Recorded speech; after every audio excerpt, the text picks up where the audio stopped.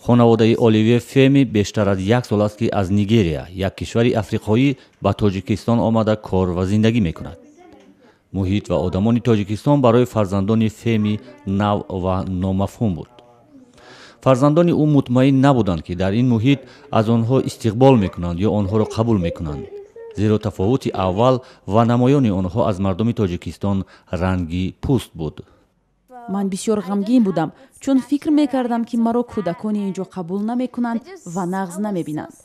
وقتی آریانا یک دخترک تاجیک نزدم اومد و پیشنهاد دوستی کرد، خیلی شاد شدم که اولین دوستم را یافتم.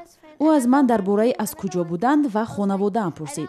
بعداً یکی دیگر آمد، دوستم شد. همین طور دوستانی زیاد پیدا کردم. به خانه آمده به خواهرم گفتم که همه کودکان اینجا میخواهند با ما دوستی کنند. به فکرم با آنها رنگ پوستمان جالب است. خواهرم گفت که دیگر از رنگ پوست فکر نکن.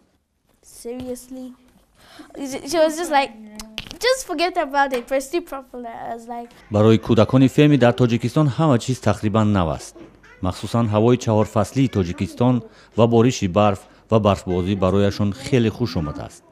اما در ابتدا حتی خوردن غذاهای تاجیکی برایشان مشکل بود.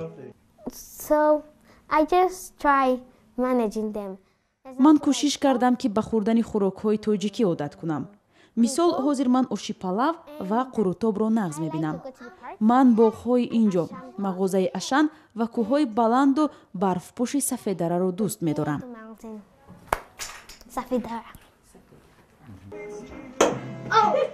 دوستانی نو در تاجیکستان برای کودکان فمی دنیای کودکان تاجیک را باز کرد. آنها در برابر دیگر بازی‌های کودکان تاجیک را نیز قبول کردند و میگویند برایشان این بازی‌ها خیلی جالب است. من لامکابازی را از دوستانم در اینجا یاد گرفتم. فرزندان فمی در مکتب بین‌المللی کانتیفیلد اینترنشنال سکول در دوشنبه تحصیل میکنند. درس‌ها در مکتب با زبان انگلیسی و روسی جریان میگیرد که برای فرزندان فمی خیلی موافق است.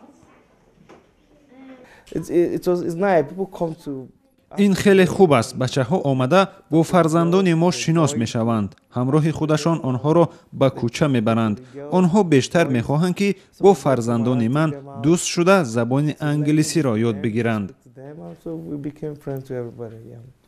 فمی میگوید روزهای اول زندگی در دوشنبه حتی مردم راهگذر از او و خانواده‌اش دعوت میکردند که با آنها عکس گیرند، زیرا رنگ پوستمان برای آنها غیر مقرری بود. همین طور بعداً در تاجیکستان دوستان زیادی خانوادگی پیدا کردند و آنها را به مهمانی دعوت میکنند. همین مناسبت گرم مردم تاجیک کودکان آنها را به تاجیکستان خیلی دلگرم و عاشق کرده است.